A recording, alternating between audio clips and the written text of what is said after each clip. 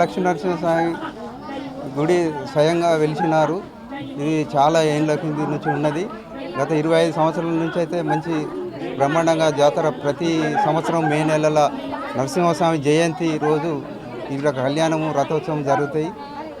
ఈ ఇట్టి కళ్యాణోత్సవానికంటే ముందు 41 రోజు ముందే ఇక్కడ పత్తిపాక గ్రామాల్లో ఉన్నటువంటి భక్తులు మాలలు ధరించి సుమారుగా ఒక 100 మందికి తక్కువ కాకుండా మాలలు ధరించి పొద్దున సాయంత్రం స్వామివారికి పూజలు అభిషేకాలు చేయించి 41 రోజు తర్వాత నరసింహస్వామి జయంతి రోజు కళ్యాణం జరిపించడం జరుగుతుంది.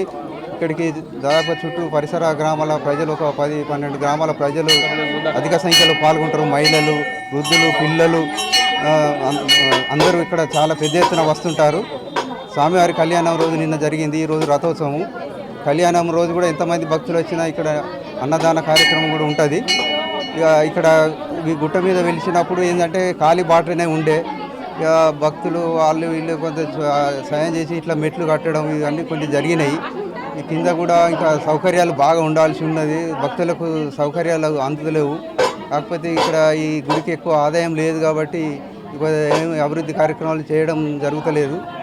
ఇక్కడ లక్ష్మణ్ కుమార్ గారు ధర్మపురి ఎమ్మెల్యే గారు కొంచెం చొరవ చూపి ఇక్కడ ఈ గుడికి కొద్దిగా నిధులు కేటాయిస్తారని ఆశిస్తూ వారికి నేను విజ్ఞప్తి చేస్తున్నాను పత్తిపాక గ్రామ ప్రజల తరఫున.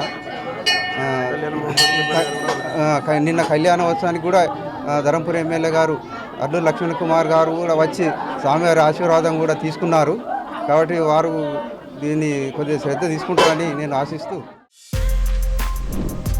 For more videos like this, subscribe Big TV channel.